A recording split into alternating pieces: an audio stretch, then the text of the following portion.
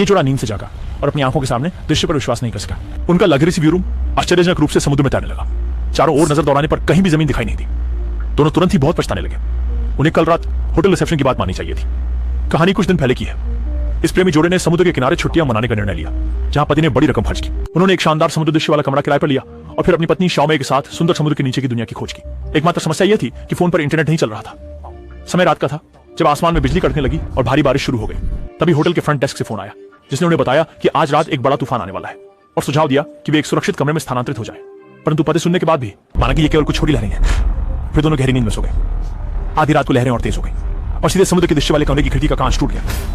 पत्नी तुरंत जाग गई और देखा कि फर्श पर सब पानी भरा है। उसने जल्दी से पति को जगाया। दोनों कुछ कर पाते इससे पहले ही एक बड़ी लहर आ गई, विशाल लहर आई, जिससे समुद्र दृश्य वाला कमरा पलट गया और कमरे के अंदर के दोनों लोग तुरंत संतुलन खोकर जमीन पर गिर पड़े। छोटा शायद की टांग खोया संतुलन वाला बिस्तर लगने से टूट गई। छोटा में से देखकर तुरंत फोन करने लगी, लेकिन नमक के पानी में डूबने के कारण फोन पहले ही खराब हो चुका था। इसी समय विशाल लहर फिर से आई और छोटा में जोर से जमीन पर गिरी। यह आवाज सुनकर दर्द महसूस होता है। अच्छी बात यह है कि ज्यादा नुकसान नहीं हुआ और समुद्र के दृश्य वाला कमरा एक उन्मुक्त घोड़े की तरह समुद्र तट से तेजी से दूर जा रहा था। शाओमी पूरी ताकत से समुद्र तट की ओर मदद के लिए चिल्लाई, पर संकट के समय हर कोई खुद को बचाने में लगा है। कोई उन्हें बचाने नहीं आएगा। लेकिन ताकि छोटे जान की रक्षा के लिए छोटे शेर ने एक ऐसा निर्णय लिया जो पूर्वजों के खिलाफ था। वह था तैरकर किनारे तक वापस जाने का। वो अच्छी तरह जानता था कि उसकी टांग घायल है, वो तैर नहीं सकता। घोड़े पानी में नहीं जाना चाहती थी, किनारे की ओर नहीं जाना चाहती थी, बस अपनी पत्नी को प्रोत्साहित कर सकी थी। ठीक जब छोटी में खिड़की पर चढ़ रही थी, समुद्र दृश्य का कमरा अचानक चट्टान से टकरा गया और छोटी में सीधे नीचे गिर गई।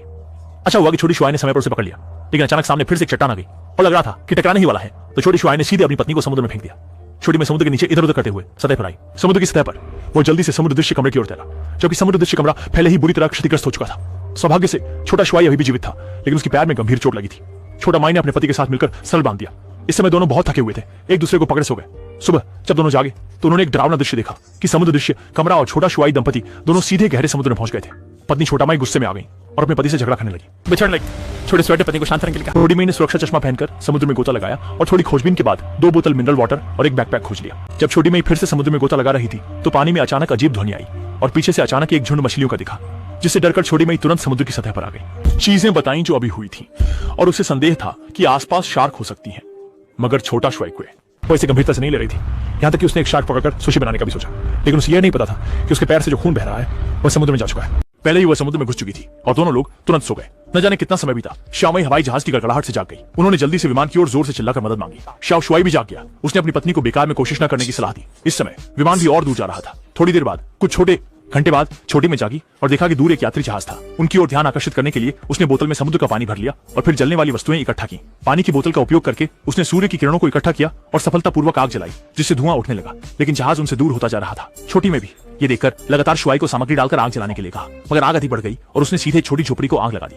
दोनों ने स्थिति को खतरे में देखकर तुरंत झोपड़ी छोड़कर समुद्र में कूद गए। फिर पानी की सतह पर आ गए। छोटी झोपड़ी बुरी तरह जल गई थी और दोनों समुद्र में तैरते लकड़ी के तख्ते को पकड़कर बचने की कोशिश कर रहे थे। इसी समय शाओमी ने देखा कि सामने बारिश की बूंदें दिखाई दे रही थी। ये निश्चित रूप से शुआई की टांग से बहते खून के कारण था, जिसने कई शार्क को आकर्षित कर लिया था। दोनों तुरंत डर के मारे सामने के लकड़ी के तख्ते की ओर तैरने लगे और बिना किसी खतरे के उस पर चढ़ गए। अचानक एक डॉल्फिन उछलती हुई दिखाई दी। असल में यह तो सिर्फ एक झूठा डर था। दोनों एक दूसरे से सटकर सो गए। शाओमी जागी और शाओ शुआई को जगाने की तैयारी कर रही थी। शाओमी ने तुरंत बचाव के लिए लकड़ी के बोर्ड का एक टुकड़ा तोड़ लिया, लेकिन शार्क ने सीधे शाओ शुआई को समुद्र में खींच लिया। यह देख शाओमी जोर से चिल्लाई और उछल पड़ी।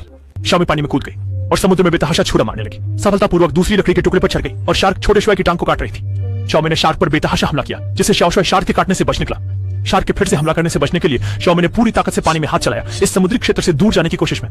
पता नहीं कितनी दूर, थोड़ी देर में थककर सो गया। जब वह जागी तो रात हो चुकी थी। सौभाग्य से वे एक छोटे से द्वीप पर आ गए थे, लेकिन जब वो अपने पति को किनारे तक खींच लाई तब उसने पाया कि उसका पति पहले ही मर चुका था।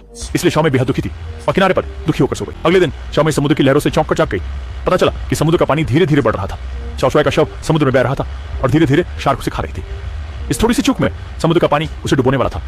उसने महसूस किया कि वह खुद, इसलिए वह जल्दी से ऊंचे किनारे की तरफ दौड़ी, लेकिन गलती से समुद्र के नीचे की प्रफाल से ठोकर खा गई। जैसे ही वह उठकर जाने वाली थी, शार्क ने सीधे उसके पैर पर काट लिया। संकट में उसने एक टुकड़ा प्रवाल उठाया और शार्क के सिर पर जोर से मारा। शार्क को लगा कि यह औरत कुछ गड़बड़ है। जब वह बाहर आया तो तुरंत ही भाग निकला। किनारे पर शाओमी ने अपनी कपड़े का टुकड़ा फाड़कर खुद का घाव साधारण तरीके से बांधा और आगे बढ़ी। पता नहीं कब तक चली, उसके सामने एक बड़ी चट्टान आई। वह ऊपर चढ़ी और वहां सूर्य स्नान कर रहे मछुआरे को देखा। वह खुशी खुशी मछुआरे की छोटी नाव पर चढ़ी और पास का द्रव पी गई। अगली ही पल उसने फौरन उगल दिया। असल में बोतल में हाइड्रोजन फ्लोराइड था। उसने मछुआरे को जगाना चाहा, पर दोनों की भाषा अलग होने के कारण उन्हें इशारों से संवाद करना पड़ा। मछुआरे ने जब छोटे में के घाव देखा तो उसने फर्स्ट एड बॉक्स निकाला। उसने पहले शराब से घाव को साफ किया, फिर सिला और फिर पट्टी बांध दी। छोटे में लगातार दर्द से चिल्ला रही थी और बेहोश हो गई। तब मछुआरा जाल को समेटकर घर जाने की तैयारी में समुद्र में कूद गया। अचानक एक शार्क ने उसकी पीठ के पीछे से हमला कर दिया। थोड़ी देर में छोटा मीटर से चौंक गई। वो हड़बड़ी में समुद्र की ओर देखने लगी। तभी मछुआरा बाहर आया। छोटा मी ने जल्दी से हाथ बढ़ाकर मछुआरे को नाव पर चढ़ाने की तैयारी की, लेकिन अगले ही पल इस दृश्य ने छोटा मी को स्तब्ध कर दिया। श्यामी बहुत डरी हुई थी। उसने जल्दी से नाव का लंगर उठाया, चप्पू उठाया और यहां से भागने की तैयारी करने लगी। और तभी शार्क उसकी ओर आई।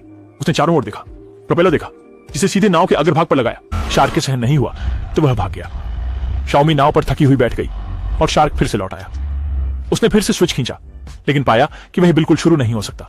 बस नाव में बैठकर घबराकर चारों ओर देख रही थी। छोटी नाव पलट गई और शियाओमी नाव के अंदर उल्टी फंस गई। शार्क फिर से शियाओमी पर हमला करने आई। उसने नाव के लंगर की रस्सी अपने ऊपर लपेट ली। भी जब शार्क ने हमला करने के लिए मुंह खोला, शियाओमी की चीख सुनाई दी और शार्क लंगर द्वारा आर पार हो गई। इसके बाद छोटी में थकी हुई शरीर को घसीटते हुए नाव पर चढ़ गई। खुशी की बात यह थी कि जमीन ज्यादा दूर नहीं थी।